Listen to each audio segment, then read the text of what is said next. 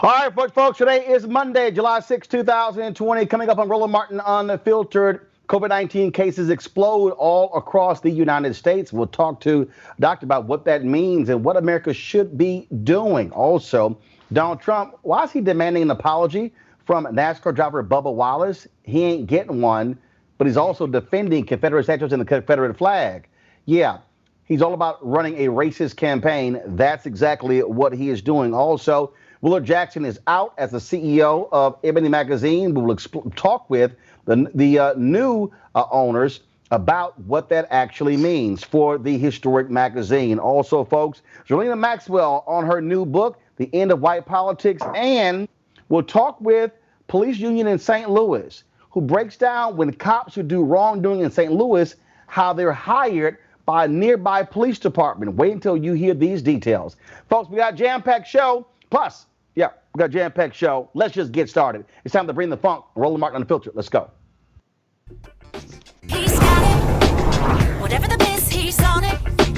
Whatever it is, he's got the scoop, the fact, the find. And when it breaks, he's right on time and it's rolling. Best believe he's knowing. Putting it down from sports to news to politics. With entertainment just for kicks, he's rolling.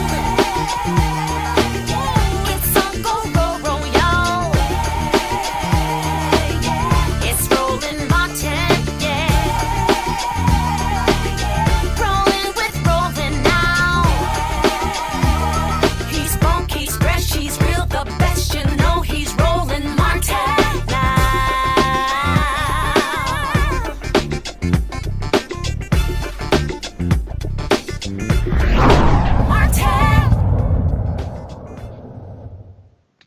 a hotter 4th of July when it came to COVID-19. More than 3 million cases now in the United States. Places like Texas and Florida are seeing record number of cases. Not only that, 132,000 people have died due to COVID-19. Also, 1.3 million are recovering. Now, here's the deal. You might hear that, but the reality is there are people who are having significant health issues, even though they are recovering. Let's get right to it with our guest right now, and that is Dr. Idris Abdur Rahman of the Twin Doctors TV. Doc, glad to have you back. How you doing? I'm doing well. Thanks for having me back. So let's talk about this here, because you have in these places like Texas and Florida where they tried to reopen, all of a sudden did not go well, had to shut bars, had to shut restaurants. Now you have the governor of Texas saying, hey, now he fought county judges, he fought mayors when it came to require people to wear masks. Now all of a sudden he's realizing, yeah, those masks, pretty damn good idea. Absolutely. So this is the thing. At the end of the day, you can't fight the science. This is a highly, highly contagious virus. And there is no way that you can prevent people from getting it if people are congregating like it does not exist. So Texas, Florida, those are all states that are a prime example of that. Before this virus was contained, folks were out doing their thing, and this is what ends up happening. So, unfortunately, this is what happens when people do not follow the science. And, I'm not going to get political, but we have a lack of direction in this country. Like, we don't have information or instructions coming from on high for what to do. So we have states and municipalities trying to figure out for themselves. And when people are putting money before health, this is what ends up happening. Now Donald Trump is saying, hey, it's no big deal. If you're young, pretty much you got a guaranteed chance to live. That's simply a lie. That is absolutely not true. So this is the thing. Before COVID-19 was ever a thing, the United States is becoming progressively less and less healthy. And part of that is because young people are becoming less and less healthy. This is the first generation that it is projected will now outlive their parents in terms of life expectancy. That's because of high blood pressure, diabetes, high cholesterol, things we used to see in older people. These are the comorbidities that unfortunately do not go well with COVID. So while the great majority of younger people will do okay, more and more will not, because they have these comorbidities. And more importantly, they will take it home to their mom, their dad, their grandparents, who will not do well. So yes, if you're younger, you may not die, but you can still become ill. You can die, but you can also be a danger to people around you. And that's what people just aren't getting. And again, when you start breaking down these numbers, when you start looking at really what's happening here, hospital beds are filling up like crazy in Florida, Miami, and Houston. Doctors are saying we simply don't have enough beds. And then when you hear people say, hey, if you're young, it's all good. You can pretty much, you're not going to die from it. But the reality is here. We're seeing these stories of people with significant health issues, diminished lung capacity, of the inability to do a lot of things they did beforehand. So explain to people the after effects, that even if you survive COVID-19, what your life may very well be like. And this is the thing, because this is new, we do not know. We're pretending like this is just a cold. You get over it and you're going to be fine. There have been multiple case studies out of China, out of Italy, of people that have quote unquote recovered, but they still have long-standing lung issues. There have even been cases of people that need lung transplants.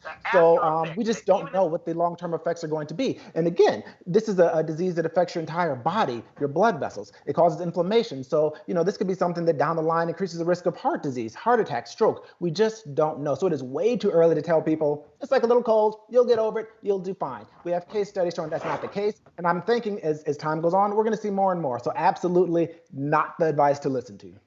You've got these crazy ass folks who are fighting constantly about wearing masks. Others are also wearing the face shields. Now, so let's walk this thing through. Let's say you have the face shield. Yeah. Do you also have to wear the mask as well? Is the face shield only protect? So what is it? So, because some people are wearing the face shield, no mask. Right. So the face shield is more designed for your eyes. So while this is a virus that can enter through the mouth and the nose, it can also enter through the eye. So if you wear glasses, you're good. But if not, you need a face shield. But this is the thing. The face shield is not going to provide protection under here. So even if you have a face shield because you're not wearing glasses, you should still have a mask on to actually cover your nose and your mouth completely. Okay. So you have that. Also, we now talk about masks. We have the whole deal going back and forth. Cloth mask, N95 mask. Some people, we're not able to get the N95 mask. And so explain to people exactly what is it. Is the N95 mask the one that has a filter in it? Exactly. So the N95 mask, they call it N95 because it is supposed to filter out 95% of nanoparticles. So when these are the really small particles. So when you're dealing with people that have TB or other respiratory issues like COVID, this is the best mask. Nothing's 100%, but this is a mask that is most likely to filter out those particles. But what I tell people is while it's still hard to find N95 masks, you can go on Amazon, anywhere, and find what they call KN95 masks, which are just the Chinese equivalent, and they are readily available. So that's not a bad thing to have. Those are the best masks. But they've actually done a study that shows that if you can't get an N95 mask, then cloth masks tend to be better than the, because you see people wearing these do-rags as well, you know. Cloth masks, if you can't get an N95 or K95, are much better than a do-rag. But anything's better than nothing. But if you cannot get an N95 or KN95, then get a cloth mask. You're seeing these people who are losing their minds. I'm going to play this video right here. Well, this is a woman acting a fool in Target. The end of the road. I've been looking forward to this shit all my fucking life. So, Target, I'm not playing any more fucking games. This shit's fucking over. This shit's all fucking over. This shit's fucking over. This shit's over. This shit's over. This shit's over. This shit's over. This shit's over. This shit's over. This shit's over. This shit's over. This shit's over. Yay! This shit's over. Woo! Yeah. You know that shit?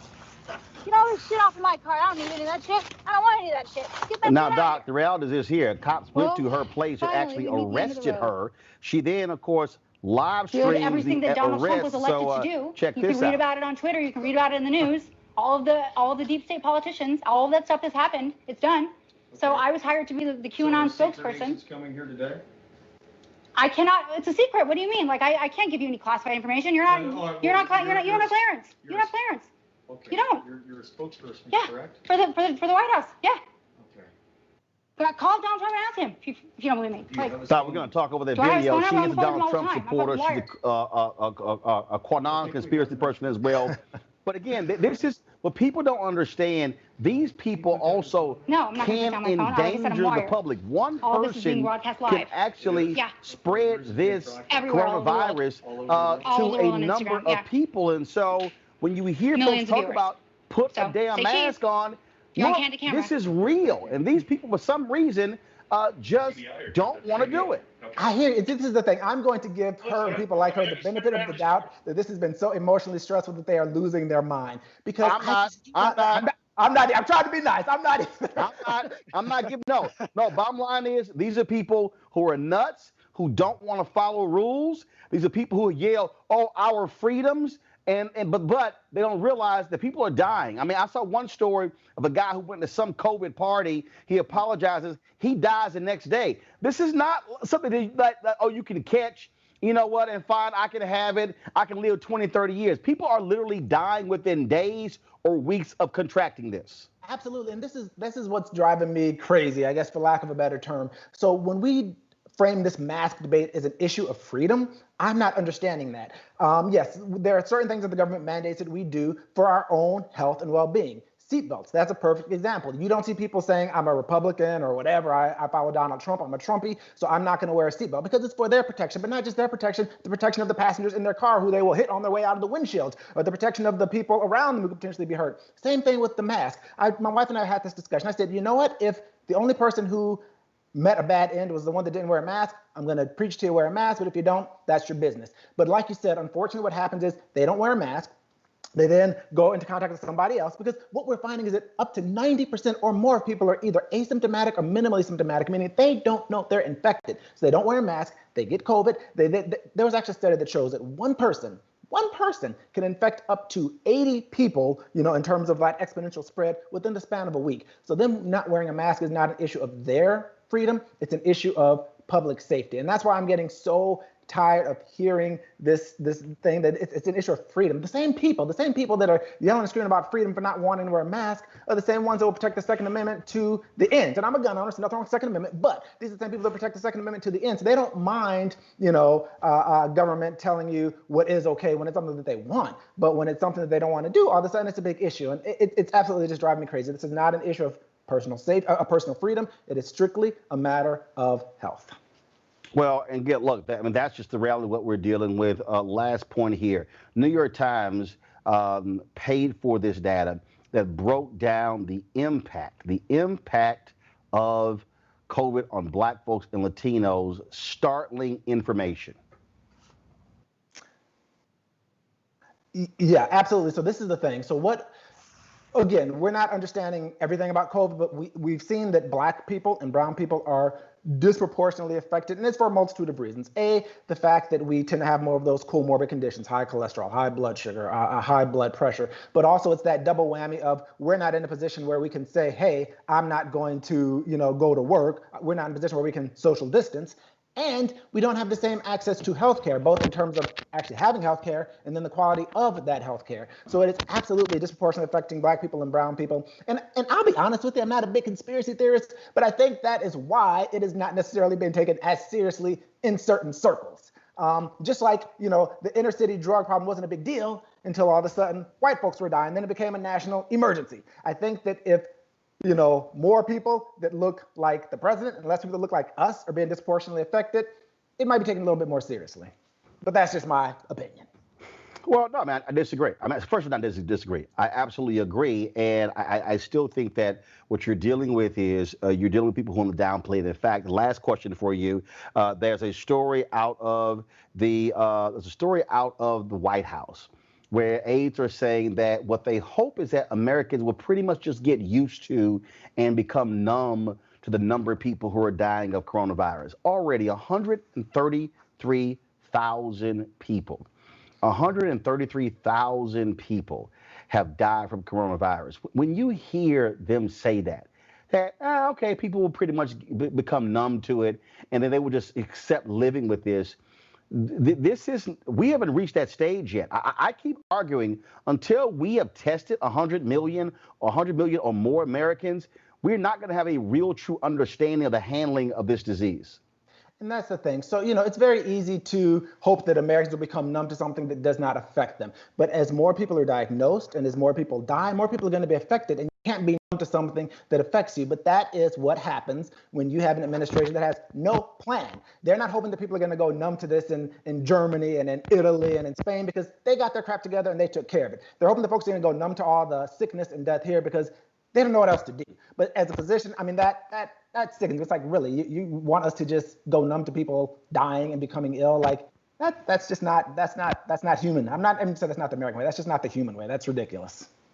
And so, yeah, it's unfortunate. At the end of the day, what I keep arguing to Black folks, look, don't play games with this.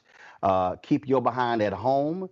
Protect yourself. If you go out, limit in terms of what you do. Have maximum protection, because the reality is our folks are dying. I saw a tweet a little bit earlier that came from Ice-T, his father. His brother, his father, his son, and his sister all have it. Sebastian Telfair, former NBA player, his brother and his mother have died from it. I mean, this thing is just seriously impacting a lot of people of color. We do not have time. Look, if white folks want to run out there and run around with no mask and go to the beaches or whatever, but I'm sorry, we don't have that luxury. We do not. I agree 100%. All right, Doc, we certainly appreciate it. Thank you so very much. Thanks for having me. All right, folks, we were supposed to have Reverend Dr. William Barr on the show today, but the reality is one of his folks, one of his ardent supporters of the Poor People's Campaign, she passed away as a sister out of Alabama. And when you talk about somebody who was very much involved, Doc sent me this. He said she died just before I came on the show and was a Lou Hammer type sister. I mean, when you think about that, when you think about what's going on and who we're losing to this, this thing is real. This thing is real, and I really wish we stop again. We stop playing games. I want us to stop playing games. I want us to realize what this whole thing means in terms of how we are impacted. I'm going to pull this video up. Her name was Pamela Rush.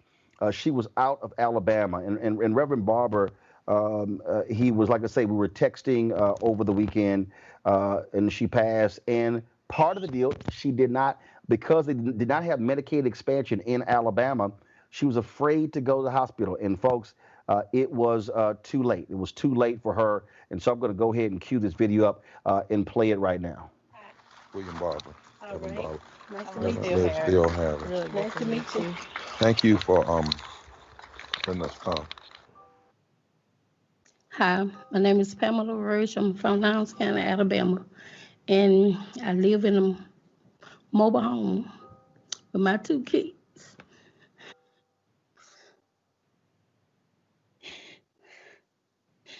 They charged me over $114,000 on a mobile home. They're falling apart, and then all animals coming in my house. Possum, I trapped 4 possum in my house, cats and stuff. And I got raw sewage. I don't have no money on power. Pamela let us come in her house courageously. It was hard. She said, I want the nation maybe to help somebody else. A predatory lender made her pay $120,000 for a single white house that she's still paying for. She's in the Poor People's Campaign. She said, I have no place else to go but fight. I feel bad because I don't have stuff to give my children. I'm paying all these bills, and they need school clothes and stuff, and they be asking me for it. I can't give it to them.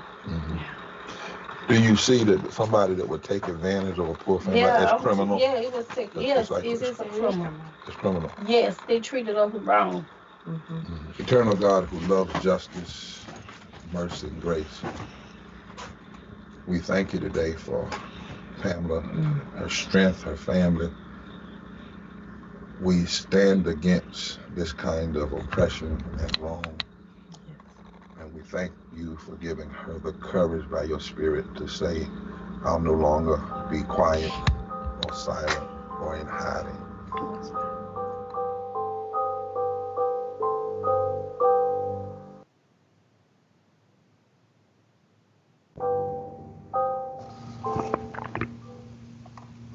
And we want to thank Reverend Barber and the folks with the Poor People's Campaign for sending us that video. And folks, that is precisely why the Poor People Campaign exists. That's precisely why they are doing all they can to fight what is going on. Because what we are dealing with, we're dealing with people in this country who do not want to help those who are poor. We're dealing with people in this country who are not trying to offer the kind of assistance to folks who are poor. Oklahoma last week approved Medicaid expansion, red state, and you're seeing that. But unfortunately, where more than half of our people live in southern states, we are under the thumb of Republican governors who do not care about poor people, whether they are black, whether they are white, and that's why the Poor People's Campaign is doing what they're doing. And so somebody asked, Roland, can you get her contact information? We can help her. No, folks, she passed away. She passed away from COVID-19. But if you want to help, again, in her memory, please go to the Poor People's Campaign, go to their website and volunteer. 75 million poor people in the South didn't vote. Folks, they can pick the next president. Speaking of the next president, Donald Trump this weekend had this absolutely insane right-wing, white nationalist, racist speech. The only thing that he can run on now is white supremacy. And you're seeing it. You're seeing him literally argue in support of Confederate flag, argue in support of these monuments. That's what he is doing, okay? And so he knows he has nothing else now. And so he is appealing to these white national interests. In fact, he did something today that was quite interesting, and that is, he's sitting here whining and complaining. Now he's attacking folks like Bubba Wallace. He's attacking people like the Washington Redskins. So, I mean, you want to talk about how nuts he is. And so here's my iPad here. You see this tweet. They named teams out of strength, not weakness, but now the Washington Redskins and Cleveland Indians, two fabled sports franchises, look like they're going to be changing their name in order to be politically correct. Indians like Elizabeth Warren must be very angry right now. Understand what he is doing here. Okay, so you have that. Then, of course, he complained a little bit earlier about Bubba Wallace. Now, of course, Bubba Wallace is the NASCAR driver who when NASCAR found a noose in his particular area, in his garage area. Well, guess what? Trump ain't too happy about that. And so what did he do? He sent this tweet out today. Has Bubba Wallace apologized to all of those great NASCAR drivers and officials who came to his aid, stood by his side, and were willing to sacrifice everything for him, only to find out that the whole thing was just another hoax? That and flag decision has caused lowest ratings ever. Now, when you hear Donald Trump say the flag decision, the NASCAR decided to take down, to order the removal of the Confederate flag. What Donald Trump is literally arguing, oh, that's caused your ratings to go down. Understand, folks, what we're dealing with here. Understand what we're dealing with. Now, let's deal with this here. Now you have, at the White House today, Kayleigh McEnany was hit with lots of questions on this very issue about this Trump. Oh, listen to this, y'all. The first one, why is the president so supportive of flying the Confederate flag? So I think you're referring to a tweet this morning. Is that right? Right. Well, I think you're mischaracterizing the tweet. The tweet was aimed at pointing out that the FBI report of the alleged hate crime at NASCAR concluded that the garage door pull, which had been there since last fall, was obviously not targeted at a specific individual because, in fact, it was a garage pull, and in fact, it was there since last fall, long before these 43 teams arrived. And it was concluded by the FBI that this was, quote, not an intentional racist act. For clarity, I'm asking you about the Confederate flag. So my question is, why is the president so supportive of flying the Confederate flag? The president never said that. Again, you're taking his tweet completely out of context. The president said that NASCAR saw bad ratings because they took down the Confederate flag, banned the Confederate flag. Does he believe NASCAR should fly the Confederate flag, and why don't they fly it here? The whole point of the tweet was to note the incident, the alleged hate crime, that it in fact was not a hate crime. At the very end, the ban on the flag was mentioned in the broader context of the fact that he rejects this notion that somehow NASCAR men and women who go to these sporting events are racist, when in fact, as it turns out, what we saw with the FBI report in the alleged incident of a hate crime, it was a complete indictment of the media's rush to judgment, once again, calling this a hate crime when the FBI completely dismissed that. John. Kelly, to follow up on Peter's question, what is the president's position? Does he think NASCAR made a mistake by banning the Confederate flag? So he said I spoke to him this morning about this, and he said he was not making a judgment one way or the other. The intent of the tweet was to stand up for the men and women of NASCAR and the fans and those who have gone in this rush to judgment of the media to call something a hate crime when in fact the FBI report concluded this was not an intentional racist act. And it very much mirrors other times when there have been a rush to judgment, let's say with the Covington boys or with Jesse Smollett. But let's drill down on the Confederate flag. Does he think it was a mistake for NASCAR to ban it? The president said he wasn't making a judgment one way or the other. You're focusing on one word at the very bottom of a tweet that's completely taken out of context and neglecting the complete rush to judgment. Was he saying NASCAR's ratings are down because they banned the flag? That's what he said. The president was noting the fact that in aggregate, this notion that NASCAR men and women who have gone and who are being demeaned and called racist and being accused in some venues of committing a hate crime against an individual, those allegations were just dead wrong. Does he think his supporters should not take the flag to Trump rallies? Has he considered banning the Confederate flag from Trump rallies? Well, at Trump rallies, all flags that are not official campaign gear are banned. Yes. Kelly, why is it Bubba Wallace's responsibility to apologize for an investigation into a news that he didn't report and he never even saw? It was NASCAR that found this, that reported this, and even the FBI referred to it as a news, even if they said it wasn't a specific crime against Mr. Wallace. Why is the president even suggesting that Mr. Wallace should apologize? Well, look, the FBI, as I noted, concluded that this was not a hate crime, and he believes it'd go a long way if Bubba came out and acknowledged that as well. This was not a hate crime as noted by the FBI. Been very clear that the FBI found this was not intentional. Why is he addressing Mr. Wallace? So one of the things this is where the president comes from, and this is where the president stands. And he actually hinted at this in his July 4th speech. To those in the media who falsely and consistently label their opponents as racist, who condemn patriotic citizens, who offer a clear and truthful defense of American unity, we want a clear and faithful defense of American history and unity. And when you level false charges, You not only slander me, you slander the American people. He believes the American people are good. And the allegations and the rush to judgment with Jesse Smollett in the Bubba Wallace case and with the Covington Catholic boys, we shouldn't be so quick to jump onto those narratives. Those are just three examples of those that have been proven false. An investigation that someone else initiated, suggesting he was possibly the victim of a hate crime.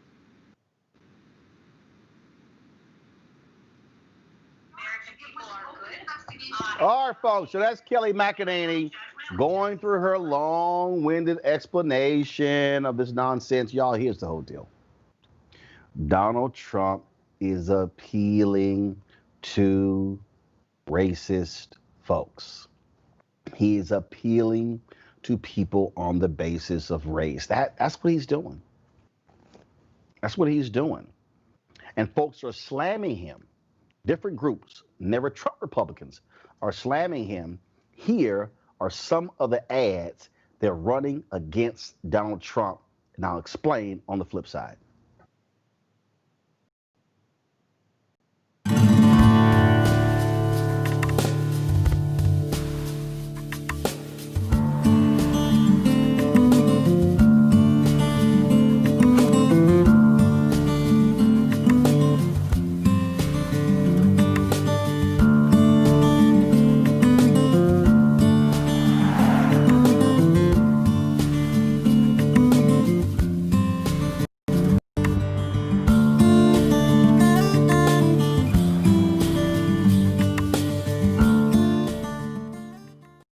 I'd like to just announce the spectacular news for American workers and American families and for our country as a whole. There's not been anything like this, a record-setting.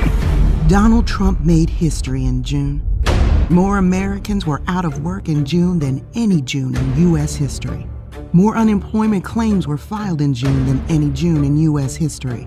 More women were out of work. More men were out of work. More African Americans were out of work. More Hispanics were out of work. Since Donald Trump took office, almost 8 million fewer Americans are working. If Trump lost jobs were a state, it would be larger than 37 states.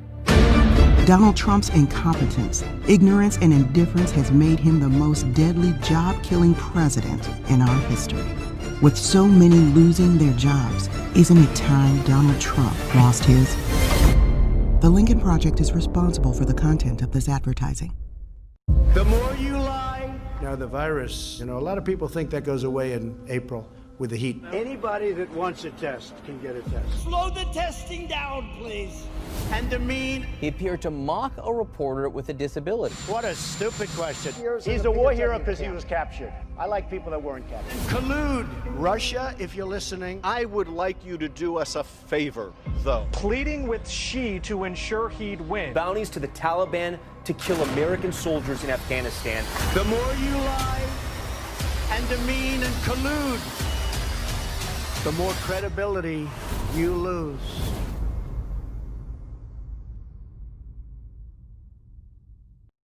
For the 244 years since we declared our independence, one name has stood as the very definition of the word traitor to the U.S. military. Benedict Arnold sold out our troops during our fight for freedom. He tried to sell West Point to the enemy before defecting to the other side. Now, there's a new traitor sullying those hallowed Army grounds, and no one has betrayed those in uniform like Donald Trump. He consorts with a foreign enemy that puts bounties on the heads of American troops. He takes the word of Putin. President Putin was extremely strong and powerful in his denial today over the best American military intelligence. To Donald Trump, Russian bounties on American troops is just another hoax. I think it's a hoax. Some hoax. This July 4th, Benedict Arnold can step aside because Benedict Donald is America's #1 traitor. The men who followed this flag 150 years ago knew what it meant. Treason against their country, the death of the United States.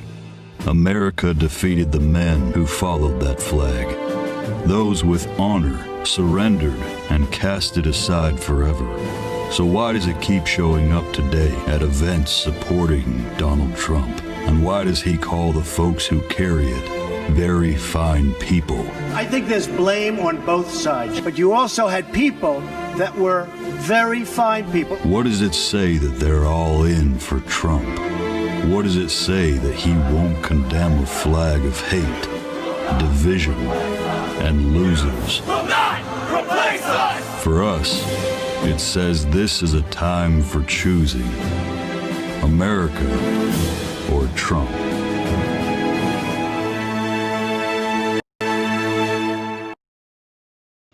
So, folks, what you're seeing with those particular ads, you are seeing how Democrats as well as Never Trump Republicans are targeting Donald Trump. Those ads have gotten millions of views online. One of the reasons why you see his polling numbers drop. Gallup dropped their poll today. 38% approval rating for Donald Trump, one of the lowest of his presidency, and that's one of the reasons why you see him double down. He is desperately trying to appeal to his white nationalist base in order to drive them to the polls because he is losing, based upon various polls, white independents, especially white women in the suburbs, and that's why you're seeing Joe Biden leading in a number of these polls. But let me be perfectly clear, and I've said this all the time. Ignore every single one of these polls. They mean nothing. If it doesn't mean that we are mobilizing and organizing and registering people and double checking registration and assuring that we're getting people to request absentee ballots, it means nothing. I keep saying that my favorite film is Remember the Titans. I love that scene when he says, Herman, leave no doubt. This should not be a close election. Leave no doubt in firing down Donald Trump in November. That's why I use the hashtag Fire Trump in November, because Republicans are going to do all they can to hold on to power, and we better understand exactly what they are going to do. All right, folks, down to our next story. Yesterday, I got this email in my inbox right here that says, Ebony magazine announces leadership transition, Willard Jackson to step down as CEO. Now, Willard Jackson has been the part of the CVG group, the group that actually bought Ebony magazine, acquiring it from Lyndon Johnson Rice, of course, the daughter of John H. Johnson. This is what the statement actually says. The board of directors individually and collectively understands the legacy and value of Ebony to black communities globally, said Shakeup Walter Jr., newly elected chairman of the Ebony's board of directors and co-founder of Blueprint Capital Advisors, a black-owned asset manager. Founder John H. Johnson conducted himself in Ebony business with a level of class, integrity, and honor that has come to define black professionalism in America. While the board expects that Ebony will always need to adapt its business model to stay relevant, it must never compromise the core values of Mr. Johnson. Joining us right now is Shakeup Walter Jr. Glad to have you here on Roland Martin Unfiltered. Hey, Roland, thanks for having me. Really appreciate it. So in your announcement yesterday, you announced that several weeks ago, the board commissioned an independent inquiry into a number of transactions led by Mr. Jackson, and the investigation is ongoing. Was that the reason why you and others asked him to step down? And then was he voted down, or did he voluntarily step down? On Thursday, July 2nd, the board actually came together and voted to effect a leadership change at Ebony Media Holdings, which required the removal of Mr. Jackson. And so that was a board vote that actually led that. And so did he vote? Right. As the press release indicated, we are certainly in the middle of an independent review of a number of transactions, both corporate and personal. And we felt as a board there was enough there at this particular moment in time to go ahead and remove Mr. Jackson from the position of CEO, as well as from the board of Ebony Media Holdings. So CVG is the company that acquired the assets. So CVG owns Ebony magazine and owns those particular assets. Your company, exactly what is your role in this for people who don't quite understand these various transactions? So I am on the board of Ebony Media Holdings, and I chair the board of Ebony Media Holdings. I am on the board because my company, Blueprint Capital Advisors, controls the senior debt of Ebony Media Holdings. So we are the senior lender in a first lien position on Ebony Media Holdings. That was a previous company, Parkview. You guys took it over. Did you take over that company because they filed for bankruptcy, correct? Parkview did not file for bankruptcy. Okay. So we took over for Parkview, and Parkview had a number of companies in its portfolio. Parkview was a senior lender, and one of those companies was Ebony Media Holdings. So we took over for Parkview on April 29th. So your company assumed all of those different the companies that they were financing. Correct. Okay. So you came in. You said that took place on April 29th. You then came on the board. What were the red flags that you immediately saw or began to ask questions about, where you said, hey, something is amiss here? Because Ebony has been having significant issues since CVG took it over. You've had lawsuits from writers who didn't get paid. You've had constant negative headlines. Folks are even asking, where's the print publication? They haven't seen it. That was supposed to be their Power 100 event that's supposed to take place in March at Tyler Perry Studios. That was canceled. And so folks are saying, what the heck has happened to what used to be a crown jewel in black media? Sure, I will agree with you that Ebony used to be a crown jewel. And, if we have anything to do with it, the new board, then certainly it will be a crown jewel again. And we feel that, honestly, now more than ever, the voice of Ebony is necessary so that black people can tell their story. No other time since the civil rights movement have we needed an Ebony more. And so we're looking forward to a restructuring of Ebony, looking at all of the businesses that Ebony is currently in, assessing whether it makes sense for them to continue those individual lines of business, and then thinking about kind of what Ebony will look like as a business model for the next 75 years. But to get back to your question, Roland, as board members, we have a fiduciary responsibility. You carry out that fiduciary responsibility by asking hard questions, not softball questions, really hard questions. And as we asked questions of the senior management team, including Mr.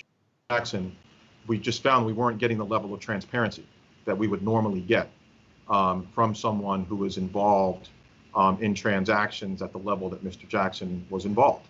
And when you can't get firm answers, that really is the beginning of the red flags going up. Because anyone who runs a company should be able to tell you who the counterparties are, should be able to tell you the terms of the transaction, why the transaction makes sense for the company. And so we couldn't get details on the transactions. What we also learned was that a number of these transactions also did not go through the proper protocol. Transactions have to be approved at the board level, and a number of these transactions were not approved at the board level. Those were the corporate transactions. Then there was a series of personal transactions. As you know, when you are the CEO of a company, what you do personally can very often impact the company that you run. I mean, you have to be above a reproach. And there were a number of transactions that he was involved in personally that caused us to be very concerned about how those transactions might impact the image of this crown jewel, as you put it. Speaking of that, when you talk about, are you at liberty to discuss what those transactions were? So we can't go into extensive detail on the transactions. I will say that there are a number of transactions that we're looking into. Again, some of those transactions involved Ebony and Ebony getting into contractual relationships with various entities that the board knew nothing about. And some of those transactions were personal in nature, where either by way of a board seat or pursuing his entrepreneurial urge, he got himself into a number of businesses which we think could ultimately have a reputational impact on Ebony Media.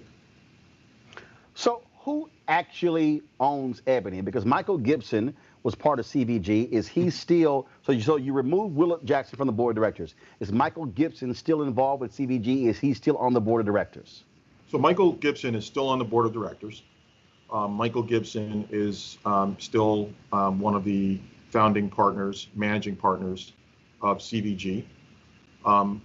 in the work that we had done up to this point, we had no reason to believe that Michael Gibson was involved in the transactions that are going to be the work of the independent review. And so Michael will remain on the board. So Michael's still on the board of directors. So CVG is still owning or operating whatever there is of Ebony. That is social media, websites, things along those lines. Is anything actually happening? Are they producing anything, or is everything at a standstill? So, I mean, as an industry, I mean, the magazine business has been a really tough business. Ebony has probably had a tougher time than most in the magazine business. Nowadays, to survive, you need real scale. And as a fully integrated magazine business, it was very difficult to turn a profit. And that is one of the three pillars. So you have magazines, or what we call the print business. You have digital, which is basically your social media. And then you have events, which was Power 100. So print, in all likelihood, will not come back as people know it. The world of print has changed dramatically. The cost of print is exorbitant if you're an individual magazine as opposed to a conglomerate of magazines like Condé Nast or American Media. And so what we'll look at is doing special editions around certain events. So maybe it's 2 or 3 publications a year as opposed to printing one every single month. With respect to digital platform, Ebony did not convert to digital as fast as most did. And that's really sad, because when you really think about it, Roland, Jet Magazine was the first publication to really offer people news in really small doses. I mean, John Johnson really led the industry in condensing a story into 2 paragraphs. And when you read Jet Magazine, it took you all about 25 to 30 minutes to consume it. Unfortunately, that format was never converted to digital, so the company didn't have, commercial success on the back of that vision that he had. So we're really excited about the digital platform. Even though the brand has gone through a tough time for the last 3 or 4 years, it still is the #1 Black brand in the world, and it's possible for it to make a resurgence if it has the right management team and the right resources behind it. The third business is the event business. Right. Okay, I'm sorry. No, go ahead. The third business is the event business, and that's where you have your Power 100.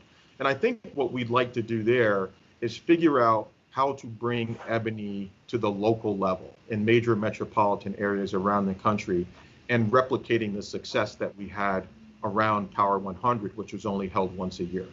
There are far more than 100 African Americans that need to be honored each and every year. And I think we'd like to figure out how to do that in Detroit, in Los Angeles, in Atlanta, and New York City, and other cities where we have large concentrations of African Americans that need to be showcased nationally and globally. But obviously, COVID-19 greatly impacts that, because there are no events happening all across the country. Essence Festivals, they just had their virtual conference as well. And so Black Enterprise, they've said that, frankly, without their conferences, they're not in business. That's in peril as well, because there are no events. And so, we don't know what's even going to happen in that space. We don't know what's going to happen in that space. And I think that, honestly, it means that there's pressure on us to tap into our creativity and to find new verticals. And so one of the things we're thinking about is taking that iconic brand and moving into licensing and merchandising, right, as a potential vertical for the company. Low capital intensity ways to continue to bring the brand to Black America and others that will allow us to turn a profit, on our efforts. I just got a text message from Willard Jackson saying, quote, "I absolutely refute the allegation that I have not been fully transparent with Ebony's board of directors regarding any and all transactions. I look forward to clearing my name and reputation regarding these allegations. I have directed this matter to my attorney." I'm not really sure what you want me to say, Roland.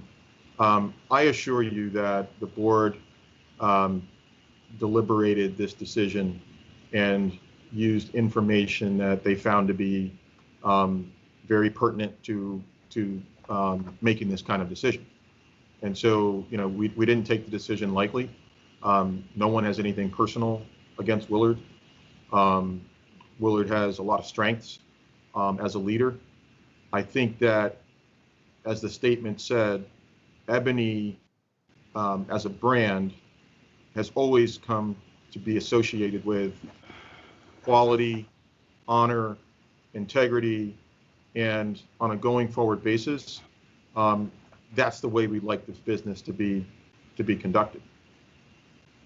I do have to ask you this here. You said this action was taken on Thursday by the board.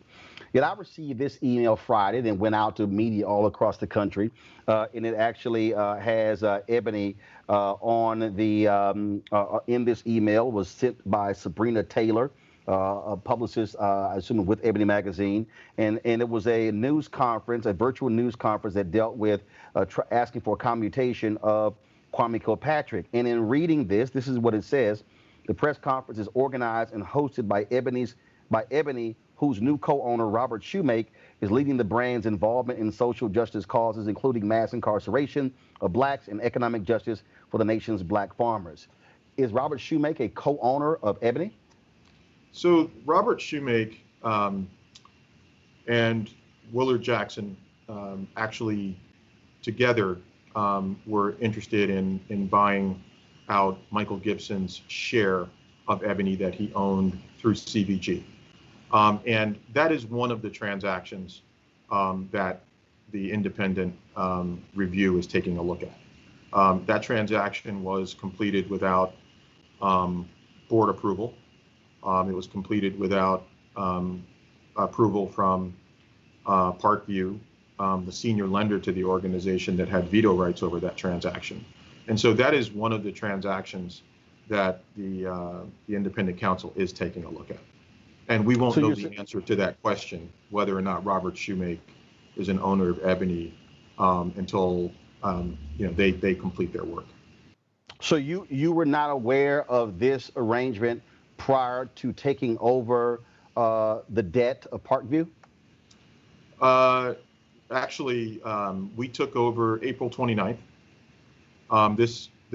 The existence of Robert Shakeup as a potential owner of Ebony was made aware to us about 3 weeks after we took over. As I indicated to you, Parkview was supposed to approve that transaction, but Parkview was never asked to approve that transaction, so it had no idea that this deal actually existed. I do have to ask you also about this here because, and this is actually a graphic here. This was a particular initiative that Ebony was involved with, a marketing campaign for criminal justice and social reform, and it involved the cannabis space. And so what happened was, of course, they approached us from an advertising deal to be able to sort of advertise this cannabis crowd fund. There were two. One was Bonji, another was 420 Real Estate. And Willard Jackson and Robert Shakeup were involved with that. To your knowledge, does 420 Real Estate have any connection to? And because one of the issues there is that a lot of people who watch my show, they actually gave money to the crowd fund, and they've been asking for answers, and some of them say they have not been getting answers. I did talk to Robert Shakeup today, who said they have a call center. They've been actually taking people's questions and answering their questions. But is 420 Real Estate, this cannabis crowd fund, is that actually a Ebony deal? Was there a partnership? Anything with that? I want to make a declarative statement here that Ebony Media Holdings, Bonji, and 420 have no affiliation on a formal basis. You happen to mention two of the transactions that are also subject to review by the independent counsel that is looking into these transactions. As I mentioned, there are a number of corporate transactions, of which one of the transactions is the transaction that was done with Mr. Shakeup, to purchase a portion of Ebony without board authorization and without senior lender authorization. And other transactions that we're looking at are the Bunge transaction as well as the 420 transaction. Those transactions were done by Mr. Jackson personally. However, we do feel for a number of reasons that our independent counsel should be looking at those transactions as well. Well, and again, for the purpose of it, for you and also our audience, there was for them, they had stopped. We were doing this advertising campaign, and payment had been stopped, and so we stopped running those live reads, and I then began to ask questions like exactly what is this, what's going on, and then and I'm still not clear in terms of these two different crowd funds, who's connected, who's doing what. And I've asked both of them very clearly that I want to make sure that the people who watch this show, who gave to that crowd fund, are going to be made whole, and then their answers are questioned. And so clearly in what you guys are doing with your investigation, again, to me, those questions need to be asked because as African Americans, this is a reality. This was an advertiser who came to us. This was a crowd fund. We serve a black audience. Ebony serves a black audience. I think the most important thing across the board is that we ensure the integrity, that black people are not being taken advantage of, and that when someone promises something, it actually gets done, because that matters to us. That matters, I think, to the constituents. And we can't talk about black power and black progress if black folks can't trust one another. I completely agree with you. I feel like we ought to switch roles. As I mentioned, we are looking at a number of these transactions using an independent counsel. And one of the reasons why we decided to use an independent counsel was because of the complexity of all of this. Clearly, the lines had blurred between corporate and the personal, and business that was personal in nature was leveraging the corporate brand as well as the corporate assets to actually, be legitimized. And so I assure you that on a going forward basis, as long as I'm on the board and involved in Ebony Media Holdings, those types of things will not occur. Ultimately, I think that, the sponsors of those transactions that you mentioned will have to answer to their investors. It is my understanding that they have had successful crowdfunding fundraises, but I've yet to hear kind of how much success has been had in terms of those business entities actually pursuing their business plans. And so I think that you're spot on when you say that this sort of black people taking advantage of black people, that certainly can't be allowed to exist. And to use another black person like yourself to facilitate that certainly makes it even worse. What I will say to you is that on a going forward basis, Ebony will be managed and will make decisions in a way that African Americans can be proud. John Johnson, to me, embodied black professionalism. I'm a small town boy, grew up in upstate New York, a poor town with 6,000 people.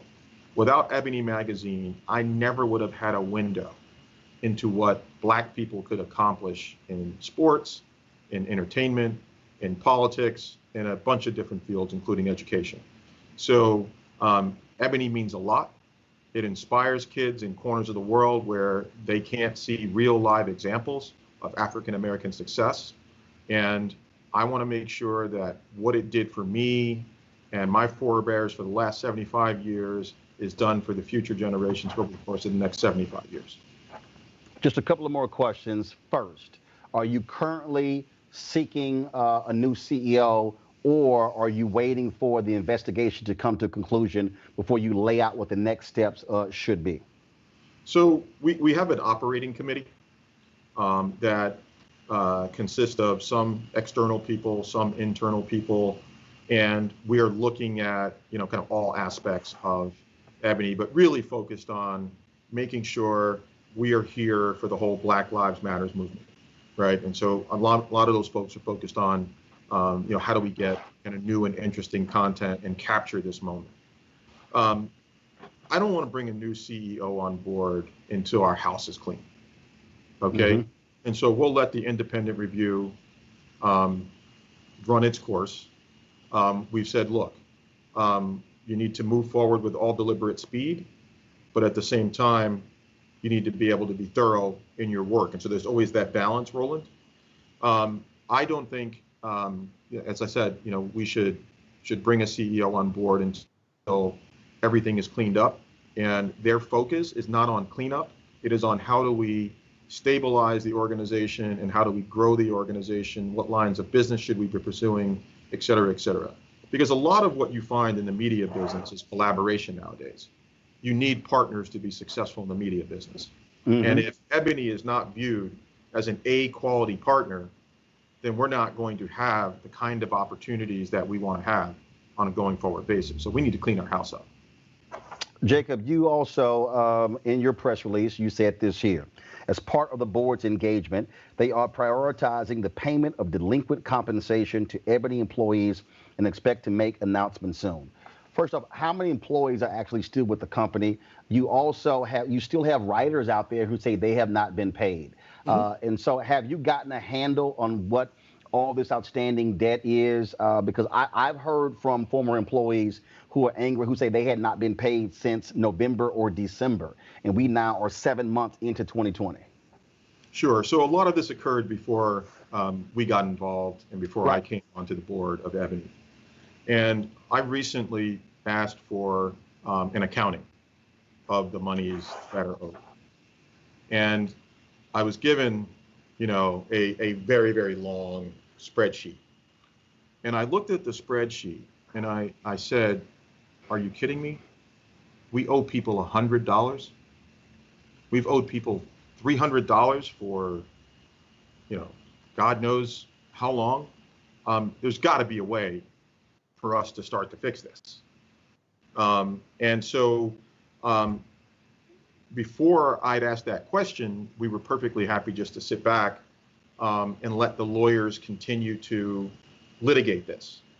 When the reality of it is that we have an obligation, especially during COVID-19, when African Americans are dipping into their savings to put cash in people's hands if we can. And so what I've proposed is that we engage the attorneys in thinking about a creative way to start to pay this down. In other words, put money into a trust. And at such time as someone says, I need it, pay it to them. If they don't want to wait out the litigation, let them drop off and get what's owed to them so that they can go on their way and move on with their life and get their payment. I understand at the end of the day that this is the kind of thing that's small, but it can fester, right? Someone owes you a small amount of money for a long period of time and you don't get any answers. It does nothing other than really make you upset. Oh no, it's gone public big time, and there are a lot of they've asked the National Association of Black Journalists, which I'm VP of Digital, to get involved. We've got involved in the past. You've had Writers Guild. You've had all these different people who have been saying, and look, get these folks paid. And again, as a African American, somebody who's freelanced before, somebody who really needed that $200-300 check, man, that means something when you don't get it. Correct. No, you feel violated. There's no question you feel violated. So what I am saying is I am committed to coming up with a creative solution. That's what financial services firms like mine does, to start getting people what they are owed so that we can get that really long list down to a very short list.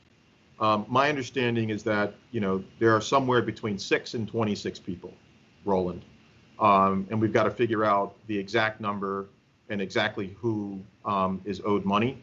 But I can't see any reason why, like a credit card debt, when you owe something, sometimes you got to pay it off in small amounts, and we need to consider doing it.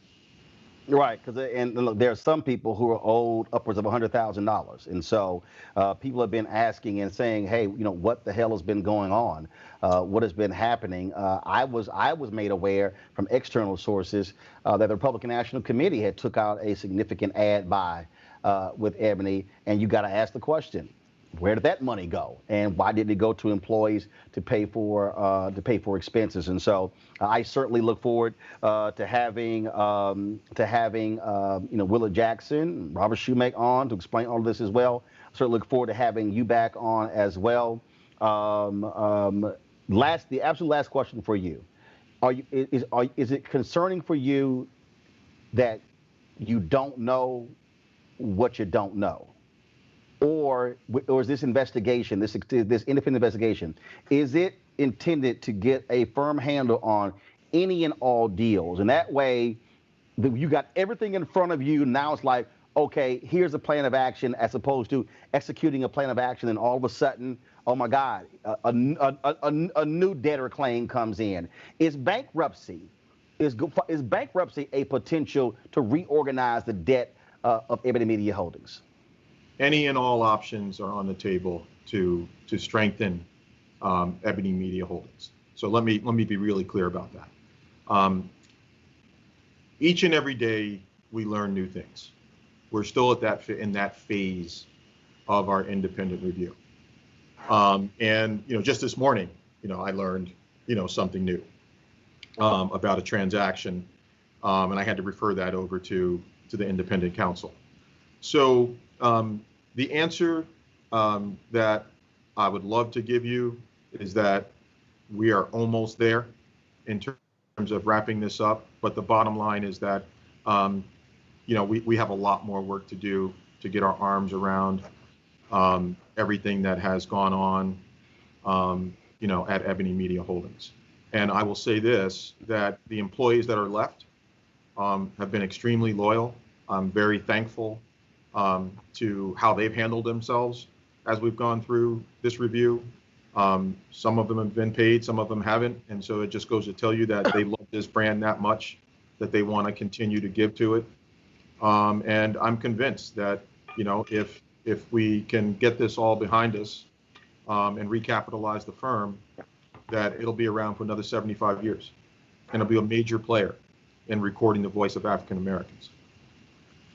Well, as someone who knew Mr. Johnson, who knew Lyndon Johnson Rice, knew Eunice Johnson, wrote for Ebony, someone who read it, we certainly appreciate your honesty and candor. You're certainly welcome to come back anytime.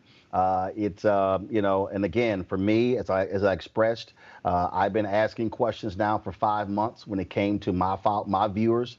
It was an advertising deal, so that's all. We had no other involvement, but I still want to ensure, like anybody else, like I want those writers to ensure they're going to get paid. I want to ensure that those African Americans who gave to that crowdfunding campaign are going to be dealt with respect. And so I've made that perfectly clear to Robert Shoemake. I made that perfectly clear to Willa Jackson and anybody else involved, and they know that. And I tend to hold them to their word that they will be taken care of, just like I'm sure you will.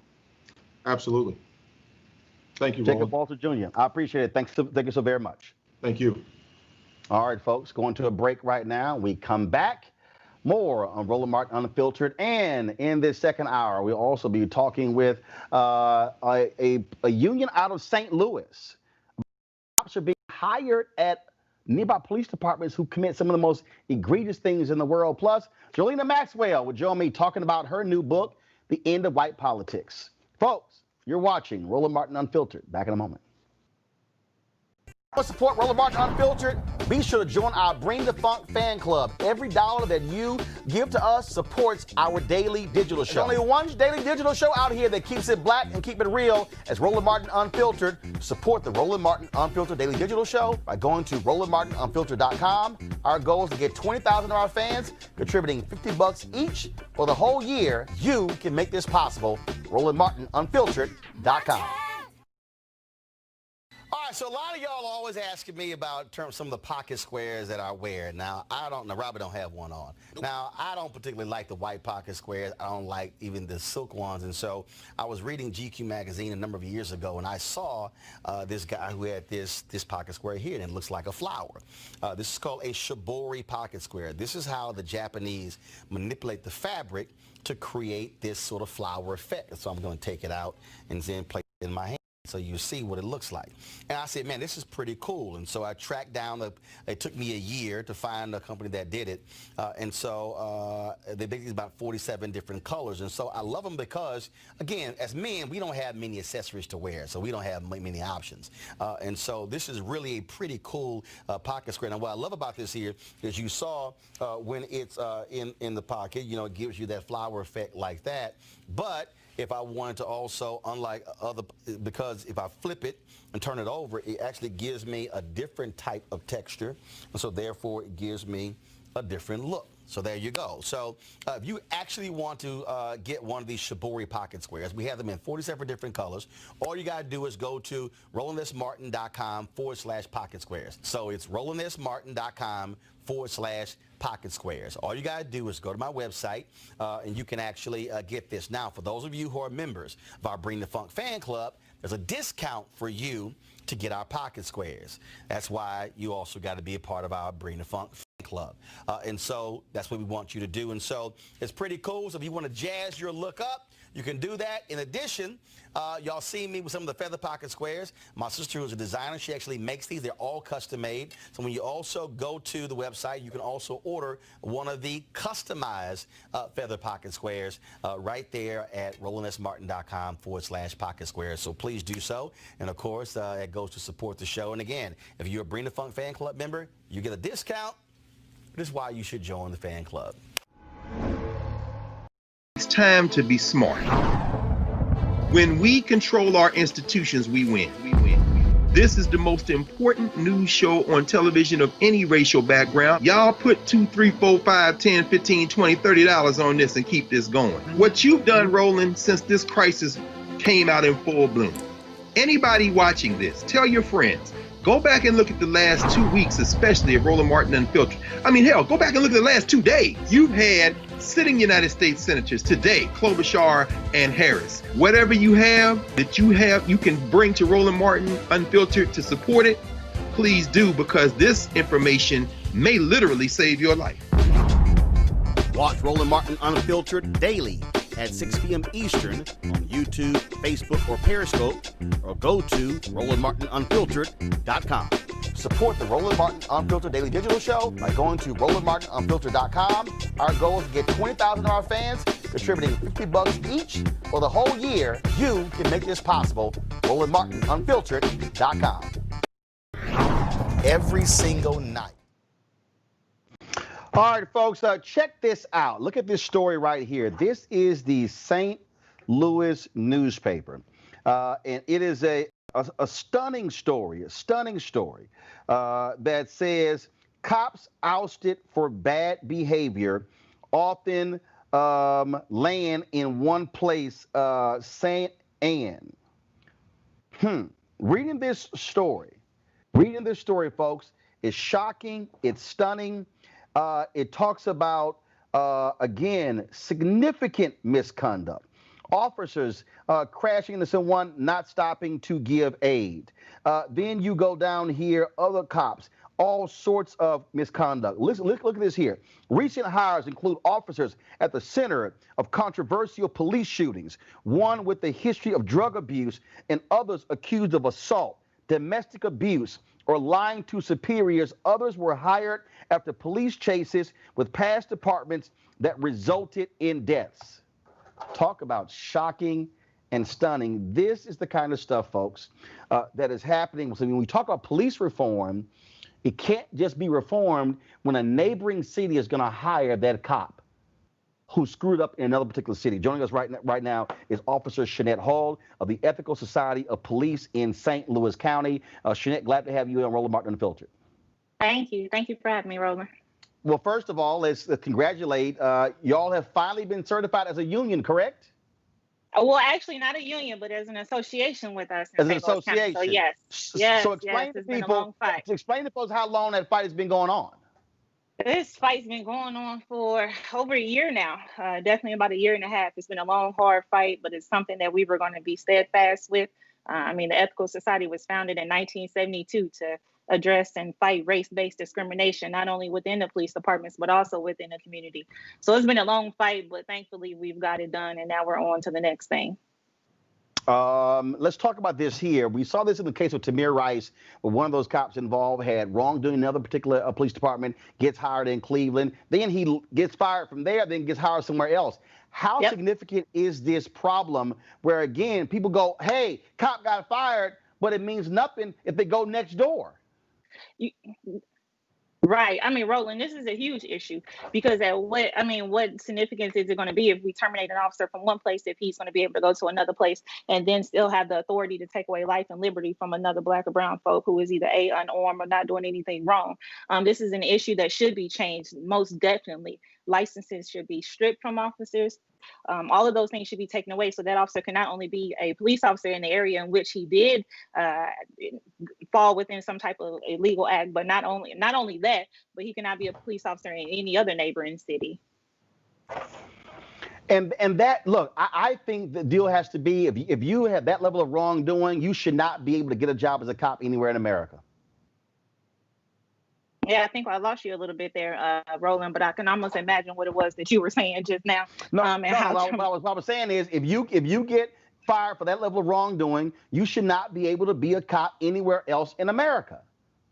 Point blank, period. You should most definitely not be able to be a cop. I mean, this is what good are we doing? Like I said, when we terminate one officer in one city, as if there's not more people that's in the next neighboring city, as if there's not more unarmed Black folks, whether they be men, women, whomever. We cannot continue to allow these or have these officers be able to police in these other neighboring cities. Their licenses should be revoked. They should be suspended, taken away. They should be terminated. All of the above.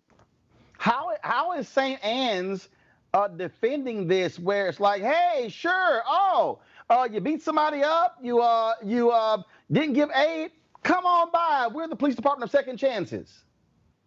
So if you have a police department that very on the community in which they are policing. So if you have this police department who is needing to, a lot of things go into factor, the wages that they are paying police officers, if there's not a huge amount of money that they can pay police officers, you almost got to pay for what you can get. So in this case, that is what St. Anne is doing. St. Anne, also what we have to know is that they have an elected chief there. This is one of the few cities, the only one actually in St. Louis where the chief is elected and not appointed. So this is also one thing that we have to look at. The community elected this chief into that place. And now the community has the opportunity to re-elect, or not re-elect, but elect another chief in 2021. But if we were able to take away those licenses, St. Anne wouldn't even have the opportunity to hire these chiefs that's been fired from St. Louis Metropolitan Police Department or any other police department. So to take the licenses, does that require action by the state? Correct. So what happens is whenever an officer is terminated from a police department, that said police department that terminates the officer is supposed to require that, send that information to the Department of Public Safety, more specifically to POST, which is the Police Officer Standards and Training. Once they do that on the state level, POST is supposed to keep track and mandate all of these investigations that they have, keep track of all the complaints, all of these different things. And they are the entity that is supposed to take the license away from the police officers. All right, so what do you want the public to do? Because this is not just something that's solely in Missouri. Like I said, we saw that in Cleveland and Ohio as well. This is a problem all across the country because you also have different agencies. You've got police departments, you've got sheriff's departments, you've got police units with school as well. And so this thing really should be across, taking the license to say you cannot, look, if you want to be a security guard somewhere, that's different. But having a public sector job where you have the power, that badge and gun should be taken. Most definitely. I mean, the public, we should make sure that the public is aware of how these things are happening. So any one source can complain to in our case, to Missouri Post about police officers, about their misconduct, their moral turpitude, and all these other different things. So if the public needs to put more pressure on their police departments in the areas that they live, because we have several municipalities. So if the public within those municipalities needs to put more pressure on the police departments that terminate these officers, then it's one thing that the public can do. The public can make sure we can come out. I mean, the same answers exist for a lot of different things. things. We can make sure we have the right politicians in place. We can make sure we have the right chiefs that are in place of these police departments. We can make sure that, hell, some of the Missouri Post Commission, their meetings are open. We can show up to the meetings if we need to. We can make sure our voices are heard when we need to talk about some of these officers that need to be removed from the street. There's a number of different things the public can do. Most importantly is making sure they have the knowledge about how these things exist and how these systems move in place so we can get these people out of here.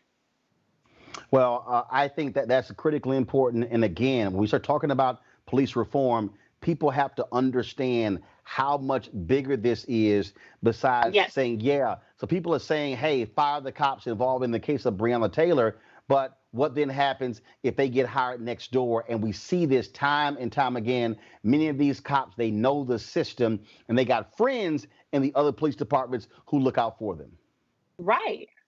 I mean, we definitely have to look at this. I'm glad you brought up Breonna Taylor because we definitely have to say her name, and we cannot forget this sister who was murdered by police officers down there as well. And so this is one thing that's spoken about within the Justice and Policing Act is banning no-knock warrants. Something that should have been done where probably could have allowed Breonna Taylor to still sit here and celebrate Juneteenth with all of us like the rest of us did.